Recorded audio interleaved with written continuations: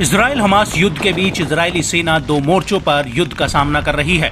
एक तरफ जहां आईडीएफ गाजा में हमास से जंग लड़ रही है, वहीं उत्तरी इजराइल बॉर्डर पर लेबनान के आतंकी संगठन हिजबुल्लाह के साथ जंग का खतरा बढ़ता जा रहा है, क्योंकि जैसे जैसे आईडीएफ गाजा में हमले तेज कर रही है, वैसे वैसे हिजबुल्लाह भी उत्तरी इजराइल पर अपने हमले तेज कर रहा है।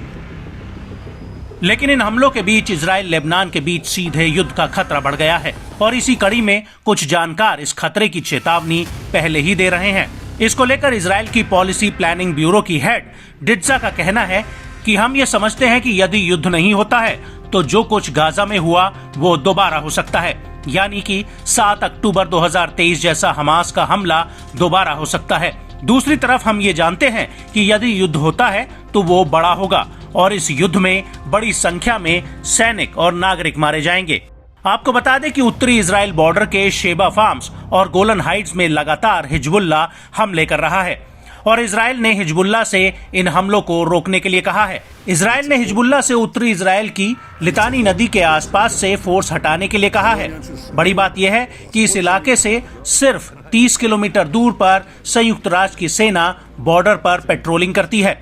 लेकिन हिजबुल्लाह को लेकर इजराइल का कहना है कि अगर हमास के साथ संघर्ष विराम होता है तो भी उत्तरी बॉर्डर पर इजराइल के ऑपरेशन नहीं रुकेंगे। इसको लेकर पिछले हफ्ते ही इजराइल के रक्षा मंत्री योव गैलेंट ने भी बड़ा बयान दिया था। उन्होंने अपने बयान में कहा था कि गाजा संघर्ष विराम इजरायली सेना को उत्तर में ऑपरेशन चलाने के लिए रोक नहीं पाएगा।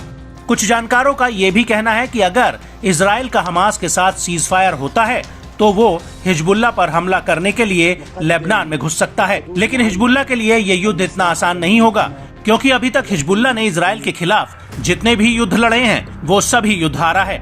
आपको बता दें कि 14 अगस्त 2006 को इजरायली सेना ने लेबनान पर हमला किया था और उस दौरान आईडीएफ लेबनान के भीतर घुस गई थी और इस युद्ध में भी हिजबुल्लाह को काफी नुकसान हुआ था।